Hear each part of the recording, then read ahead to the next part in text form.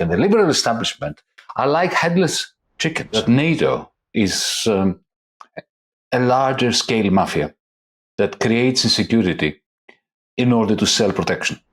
What is even worse than Trump's plan is the liberal establishment's naive belief that Trump has no plan and that he's just a fool. The United States has killed, assassinated leaders, it has overthrown governments, it's been responsible for millions and millions of people who died by American bombs. The latest, of course, is the genocide of the Palestinians. So maybe we owe Trump a debt of gratitude for allowing us to turn against the white supremacist settler attitudes of the United States, of Germany, of France, of the United Kingdom, even my country, Greece now, vis-a-vis the Palestinian genocide. The anti-war movement, the pro-Palestinian movement, is grasping that.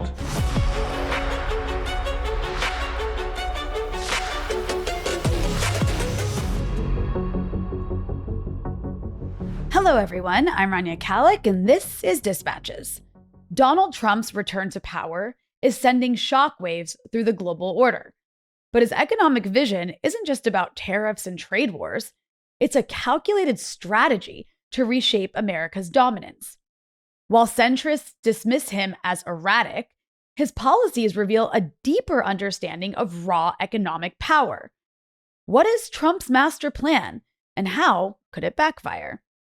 Meanwhile, Musk and other tech billionaires aren't just funding politicians, they are the new ruling class. As capitalism gives way to technofeudalism, with a world reshaped by cloud capital, what does it mean for democracy, sovereignty, and global conflicts? In Europe, the Trump administration is demanding more militarization, even as US elites openly mock the continent's decline.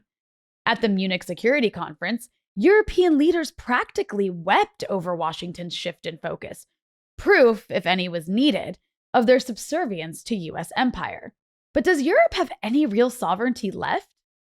From Gaza to Ukraine, from AI wars to economic shocks, the global balance of power is shifting fast. Joining me to discuss this and more is Yanis Varoufakis, economist, political leader, former Greek finance minister, and author of many books, including Technofeudalism, What Killed Capitalism. He's also co-founder of the international grassroots movement, DM25, and a professor of economics at the University of Athens. But before we jump into it, this is just part of this episode. The full interview is available to Breakthrough News members only. You can become a member at patreon.com/Breakthrough News. And as always, be sure to hit the subscribe button and the bell so you get a notification whenever we post new content. And if you appreciate this show, you can also donate below on YouTube. Yanis Varoufakis, welcome back to Dispatches. It's very good to be back, Rania. Thank you. Well, there's so much to talk about, and I think a good place to start, because it just happened, was the Munich Security Conference, which you were at and around. And I wanted to actually prompt you on a clip that's been making the rounds, because I think it says so much. It's the chairman of the conference literally crying upon realizing that the US is distancing itself from Europe. So I'm just curious. I'm going to show the video, but let me show the video and then I'll ask you my question about it, because it's just it's definitely worth taking a look at. Here it is. After the speech of Vice President Vance on Friday, we have to fear that our common value base is not that common anymore. I'm very grateful to all those European politicians that spoke out and reaffirmed the values and principles that they are defending. No one did this better than President Zelensky. Let me conclude, and this becomes difficult.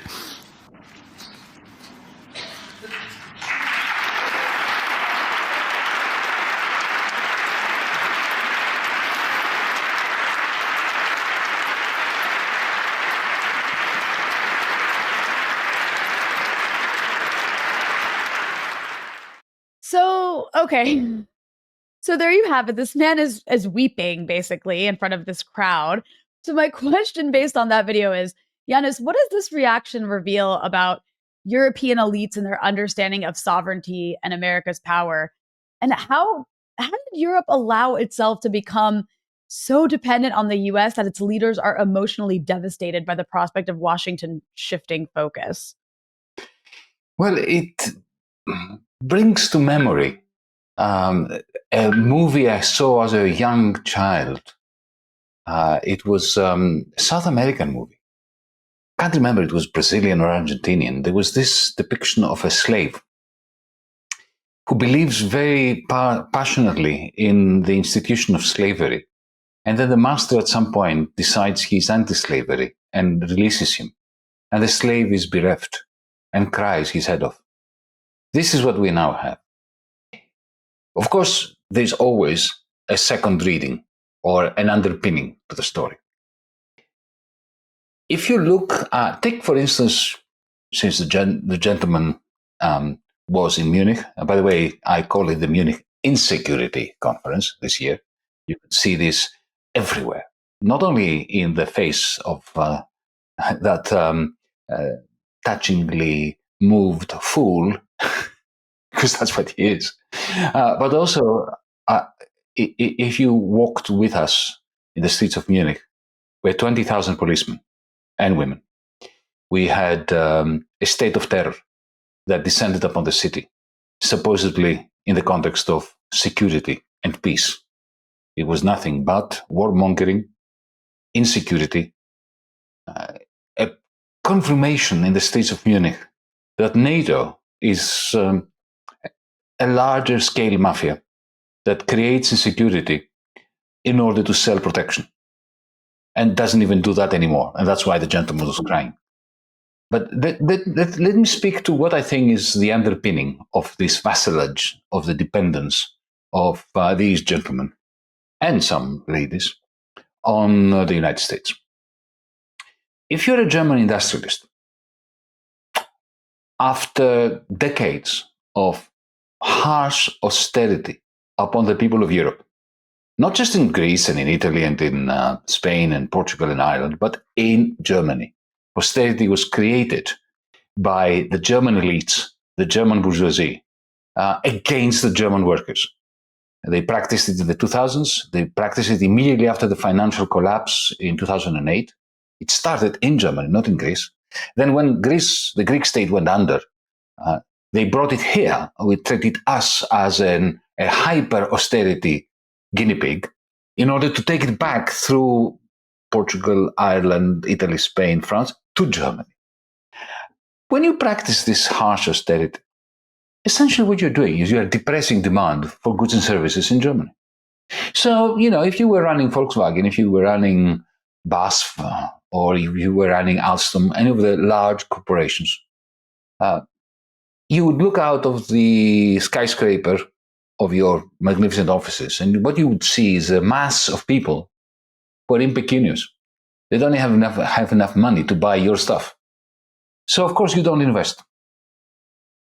And what you're trying to do is you're squeezing wages down in order to make your products competitive and sell them to the United States. And it is because of the exorbitant privilege of the dollar, the fact that the dollar is the universal reserve currency, that allows the Americans, as a people, as a country, as a state, essentially to import other people's net exports ad infinitum, without limit. Because, the United States has exorbitant privilege. They can just print the world's currency and import. This is a trade deficit that Donald Trump disdains, right? And, of course, they pay with IOUs called dollars. So if you're this industrialist in Germany, you can't depend on Germans to buy your stuff, but you depend on Americans, and you get dollars. What do you do with the dollars? You can't spend them in Germany. So you have to take them to New York, to Wall Street. There you buy American debt. So essentially the American trade deficit through Germany funds the American army and the American hegemony. Okay? And it funds something else as well. Real estate deals in Manhattan, in Miami, in California. So the realtors in America, the financiers in America, the German industrialists are all in cahoots. They work beautifully together. And this is why. So, for instance, when the war in Ukraine started, you saw the devastation that was inflicted upon the German industrial sector as a result of the blowing up of Nord Stream 1, that large pipeline that brought Russian gas from Russia to the heartlands of German industry. Now, we know that this was blown up by effectively the Americans, the US, together with Ukraine, together maybe with some Poles, we don't know. But it was certainly not done against the interests or the will of the United States. That was a huge blow to German industry. Huge blow. Billions they lost out of that. And they said nothing. Why did they say nothing? Why are they vassals to the United States? I'm expanding upon your question. Well, because they need the American trade deficit to keep sending their stuff there and taking dollars and then pushing their dollars through Wall Street into American real estate and US treasuries. So this is why they are vassals. And then, of course, every economic dependence yields a psychological dependence. And when suddenly the people that keep you rich while your working class is being devastated through austerity, and at some point say, we don't care about you. Because you know what, Mr. Scholz, Mr. Merz, the next chancellor is going to be a certain gentleman, Friedrich Merz. That's what the opinion polls tell us about the federal election in Germany this coming Sunday. We don't need you anymore because you know what? We have created new circumstances, new facts on the ground, and BAS, Volkswagen, BMW, Mercedes, they will shift their manufacturing to the United States in the same way that US manufacturing was shifted to China. Your manufacturing is coming over to us, so don't give a damn about it. So yeah, we're going to end the war in Ukraine without giving you a seat at the table. Why are we going to give you a seat at the table? You're irrelevant. You have worked hard to become irrelevant. Geostrategically, politically, your working class is turning to the right, to the ultra-right, to the fascist right. They become Trumpists. So bugger off. There's so many different threads I want to come off of there, but I'm glad you talked about the deindustrialization that has been pushed onto Germany by the US, and of course the ruling elites of Germany have participated in, and that Nord Stream explosion that contributed to that. And it'll be interesting to see how Europe navigates its economic decline under this US pressure. I want to come back to Europe, though, because I think a lot of what you're talking about also plays in to what you recently wrote about in an article for Unheard, where you argued about Trump's economic master plan, which I think is really important to understand. And you argue in that article that Trump's tariff fixation is a part of a broader calculated economic strategy, one that's risky, but actually coherent, unlike what centrists seem to believe about it, which they seem to believe it's very erratic and makes no sense. You actually describe Trump, and he's not often described this way. You describe him as understanding raw economic power better than centrists do, and recognizing that economic dominance is not about marginal productivity, but about who holds power over whom. So I think this is a really important argument that you're making that deserves explanation. So can you explain to our audience, what is the underlying rationale behind Trump's worldview? Why does he believe that the US is being exploited? And what is his vision for restoring American dominance under this economic master plan that you lay out? Well, thank you for giving the opportunity to speak to this. But before anybody misunderstands my position, I'm not agreeing with the Trump plan. I am not endorsing it. I think it's terrible. Yeah. But what is even worse than Trump's plan is the liberal establishment's naive belief that Trump has no plan and that he's just a fool who accidentally took power from them and who believes his own rhetoric, and he thinks that tariffs will solve everything on their own, and that just like they did after Trump 1.0, when they simply sat back hoping that he would fall, and he fell as a result of COVID-19 and his utter mishandling of the pandemic. they are hoping that, again, he will go away and eventually harmony will be restored in the heavens while they return to the White House. That's not going to happen because he has a plan, and it is a rational plan. It is a well thought out plan. For me, it is a terrible plan in the sense that it works against the interests of the majority of Americans and against the interests of the majority of humanity. But we need to understand it before we fight it. And the liberal establishment are like headless chickens running around in the hope that somehow Trump is going to fail as a result of not having a plan. He's not going to have to fail because he doesn't have a plan. If he fails, he will fail because there will be people and movements that oppose him who understand his plan. So I just wanted to make this clear. No, it's important. It's an important caveat. Yeah. Okay. So what is the plan?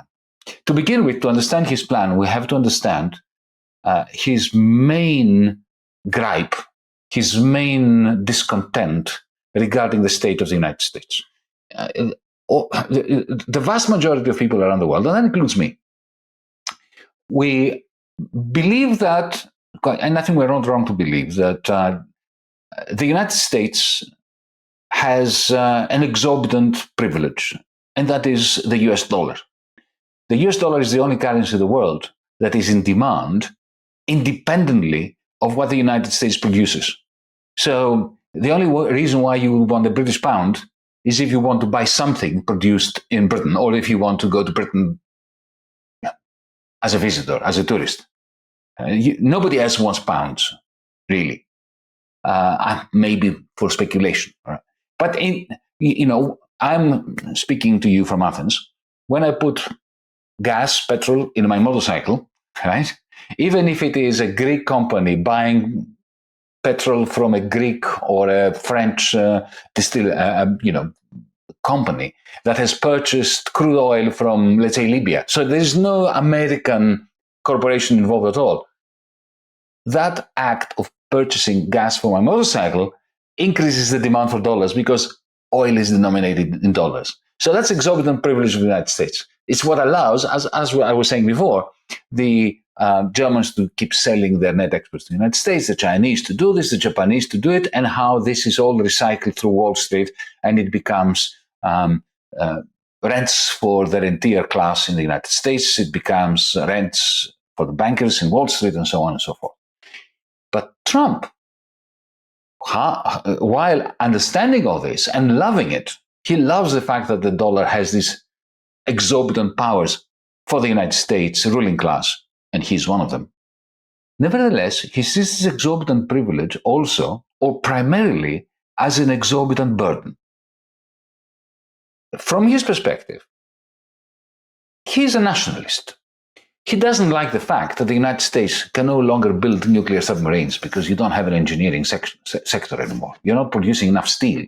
He once said back in the 80s, in 1982, 83, I saw a quote from him, that if you don't have steel, you don't have a country. And America is not producing steel anymore in any substantial quantities. It's China primarily, and also Germany. So for him, this exorbitant privilege, which he adores, comes with the exorbitant burden of effectively shrinking the United States. But then he has also an economic theory behind it, which leads him to conclude that this exorbitant privilege is not going to last long, that carnage will come to the United States. And I don't think he's wrong on this. His argument is this. Now, why does the United States have such a large trade deficit vis-a-vis Germany, Japan, China, and so on? Why is it that the market doesn't work? Because if Paul Krugman and all the other liberal establishment economists were right, that markets work to equilibrate through demand and supply prices, interest rates, and exchange rates, the dollar should have fallen because America has a trade deficit. Every country that has a trade deficit, its currency comes down. But why is the dollar not coming down? Because it has this exorbitant privilege, because people want it for other reasons. But from the perspective of Trump's team, not just Trump, but he has a team of economists around him who are not dodos, who are, quite smart. They may be evil, but they are smart. And what they realize is that that's their thinking, that's their analysis, that the reason why the dollar is not coming down is because the central banks of the foreign countries, of foreigners, foreign central banks, hoard dollars. Now, why do they hoard dollars? Because dollar is the reserve currency. So when Germany sells cars to the United States, you have all these dollars going back to Germany. And what happens with these dollars? The vast majority of them, the dollars that are not returned by Mercedes-Benz to New York, they are hoarded by the Central Bank of Europe. Similarly, by the Bank of England, by the Bank of Switzerland, by the Bank of Sweden, by the Bank of Japan, by the Bank of China, increasingly. Right? $3 trillion is held by the Central Bank of Japan. 3 trillion, $3,000 billion. That's not to be scoffed at. And why do they hold these dollars? Why don't they convert them into their own currency in order to increase economic activity? Because this is how they preserve their currency at low levels. If you have a conscience, it's unbearable to be plugged into the corporate media machine right now. These outlets are accomplices in genocide, running cover for the war machine. Breakthrough has become the go-to outlet for those who want something different. But the funds we've used to start this platform are starting to run out. We'd never dream of turning to mainstream corporate funding. So we're turning to you. Become a patron. For as little as $5 a month, you can become an essential part of our fight to not just break through the mainstream media, but create something that can challenge it. We have to become completely viewer-supported, or this platform we've built could go away. Don't just watch us, join us. Because when you hoard these dollars, right, then the value of the dollar vis-a-vis your own currency goes up, and the competitiveness of your export sector is enhanced. And therefore, Trump says, you see, the foreigners are taking advantage of us. We are gifting them the reserve currency, which keeps their currencies down and keeps their currencies backstopped. Instead of holding gold or whatever, diamonds, they're holding our dollars. And in so doing, they are disadvantaging our exporters and they're advantaging their exporters who are importing into the United States. And therefore, you have the US trade deficit. Okay? So here comes the story about the tariffs. Now, conventionally, liberal establishment economists think that Trump is an idiot because he can't see that tariffs can't work to eliminate the US trade deficit. Their view is, and this is not wrong, where they are wrong is they think that Trump doesn't understand it. He doesn't understand it. What the story is that, yes, you slap tariffs on Chinese aluminum or Chinese plastics or Chinese clothes, right? But that will increase the price that American consumers have to pay. And that will jeopardize America's economy because it will push inflation up.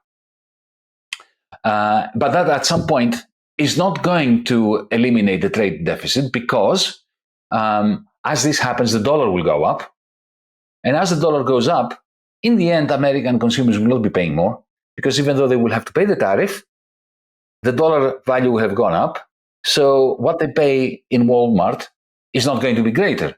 Now, Trump knows that entirely. I've read policy papers that are circulating amongst his team, and they know this precisely, and they love it. You know why? Because that's how they will get foreigners to pay for the tariffs. Because here it is something that they state explicitly in their policy papers. We slap tariffs on them. Their central banks will immediately reduce their interest rates to absorb the recessionary shock to their own economies from our tariffs. As they reduce interest rates, their currency is going to go down, the dollar will go up. In the end, the import prices, the prices that Americans pay will not have changed much, but something will have changed.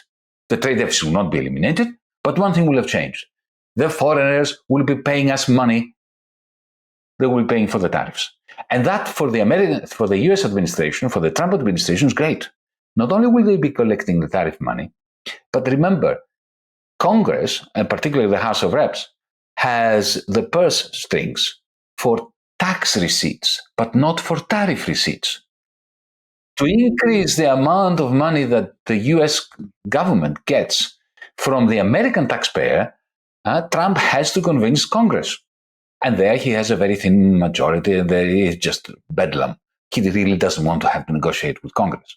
But the moment he slaps the tariffs, the stream of money goes to the Treasury without any negotiation with Congress. And indeed, he can actually even spend this money.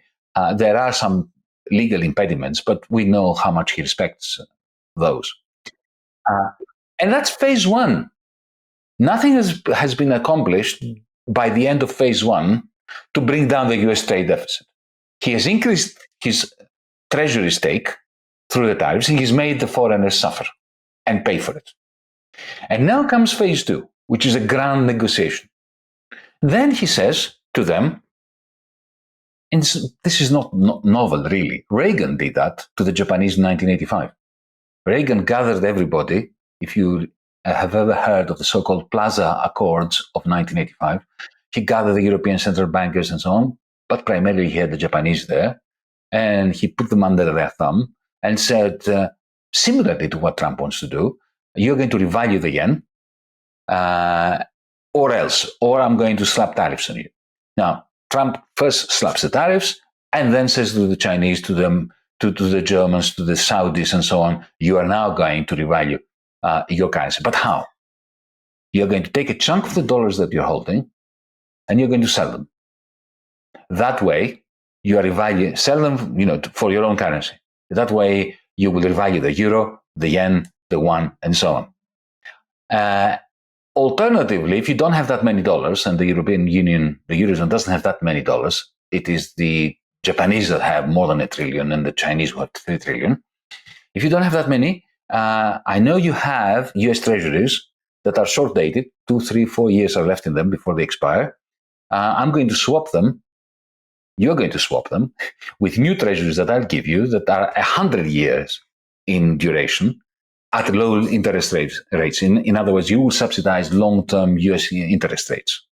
And if you don't do that, I'm not going to remove the tariffs. So in a piecemeal negotiation, he isolates one at a time. He's not going to do what Reagan did, which is to bring everybody around the table. He hates large negotiation rooms. He's a one-on-one guy, right? Because that's, and he's right, because that maximizes his negotiating power, his power to crush his opponent when there's just one other person in the room. And he's going to say to them, right, okay, you choose your poison.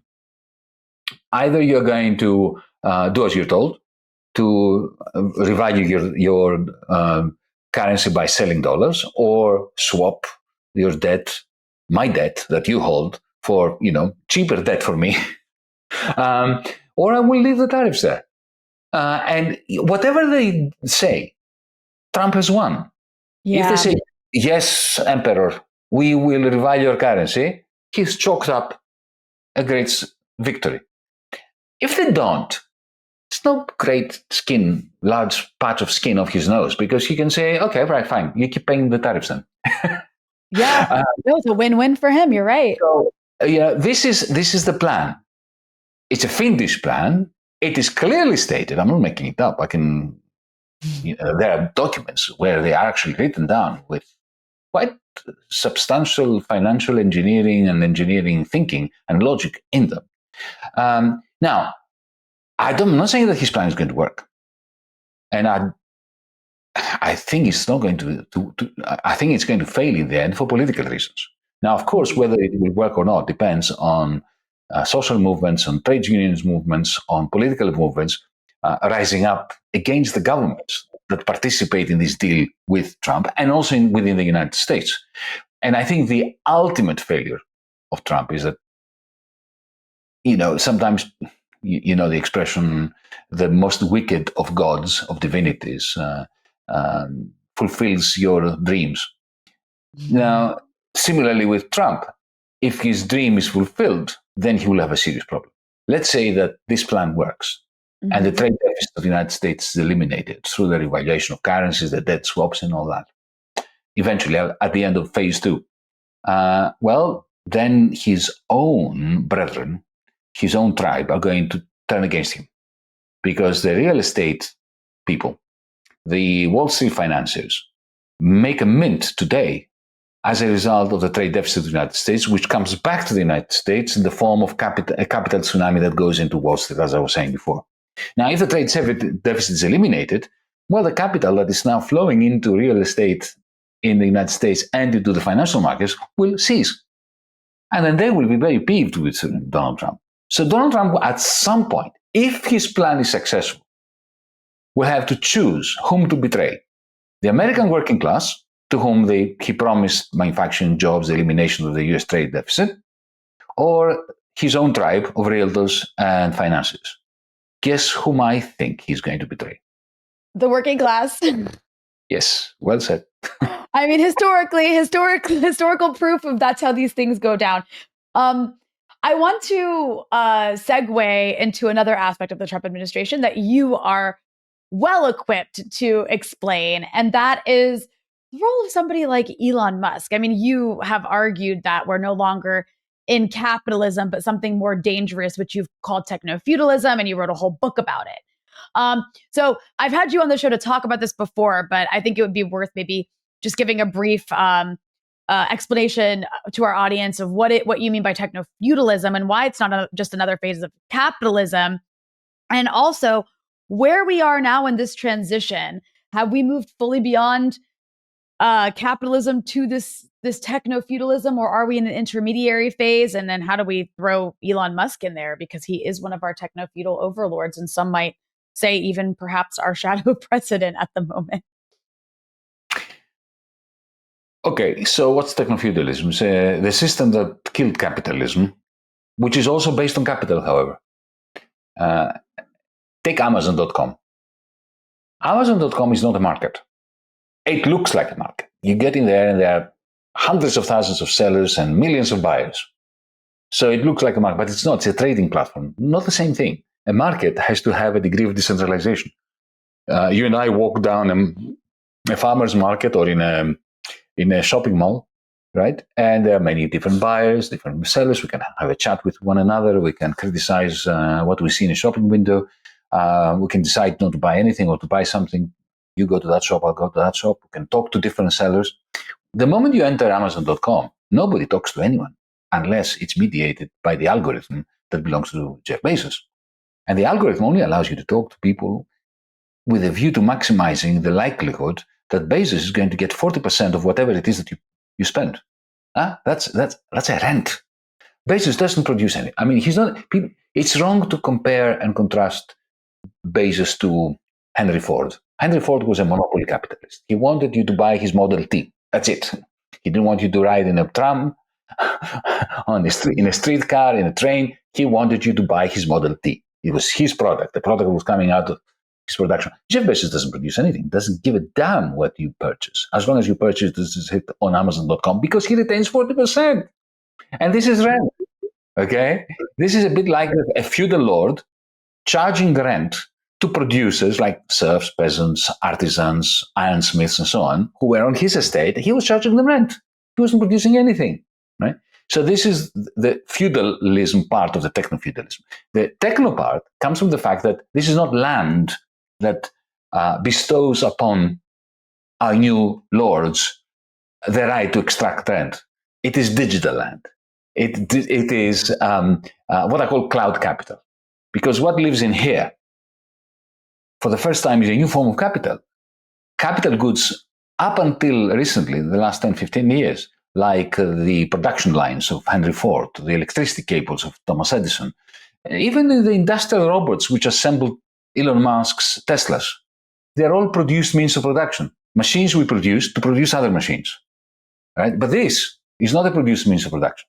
It's a produced means of behavioral modification, of modifying your behavior and mine so that we cultivate in our heads and in our bosom desires to buy stuff, which then the same algorithm sells to us directly in these platforms, bypassing real markets.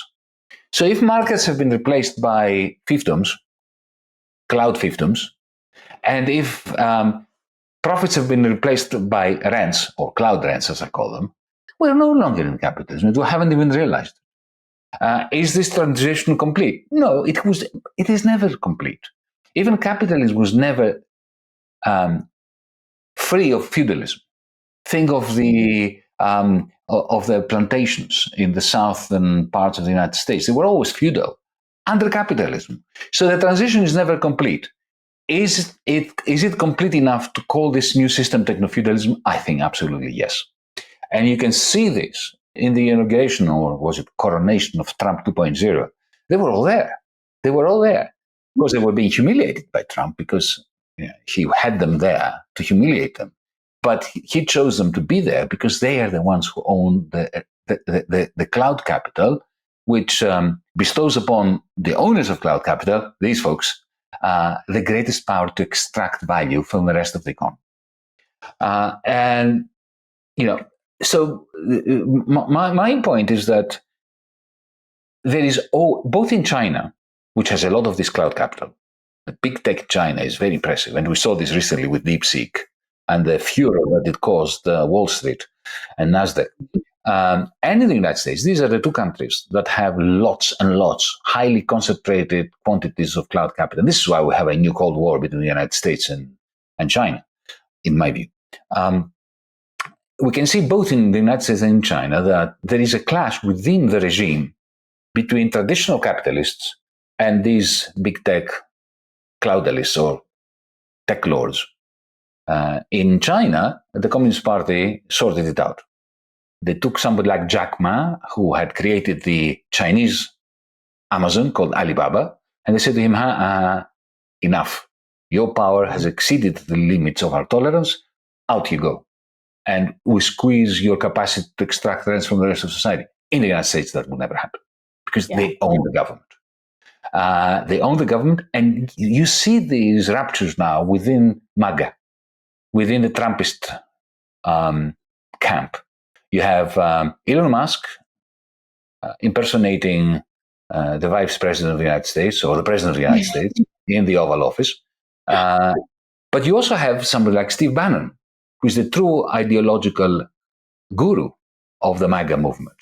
And I was horrified to find that he's read my book and he actually agrees with it. Steve Bannon, there's some weird Venn diagrams. Technofeudalism to attack Elon Musk because this is a civil war happening within the MAGA movement. Well, do we have a stake in who wins, by the way? Is it preferable between us two? Who wins? The whole point here is this.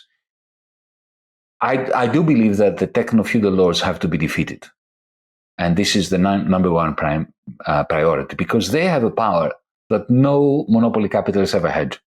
It's a power that is hardwired into our brains through dopamine secretion and so on. And therefore, they're more dangerous. But at the same time, I'm appalled that people like Steve Bannon, I consider him extremely smart and extremely eloquent, they're more dangerous because, like the Mussolinis of the 1930s, he has a capacity to understand the fears and trials and tribulations of the working class and to co-opt them in a nationalist, sexist, misogynist, anti-Palestinian,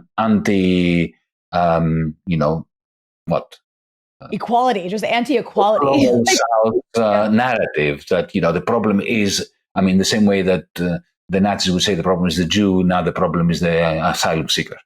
Or, instead of using the N-word, now they use DEI.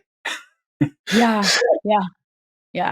It's really insane the way you described that too, because you had Elon Musk, Jeff Bezos, Mark Zuckerberg, all of them, front row seats at the inauguration. And you've also had like Zuckerberg do this 180, understanding, you have to like kind of bow to whoever's the new president, where, he went from trying to be like liberal to now being like, yeah, we're not going to censor news anymore or whatever, to try to please Trump.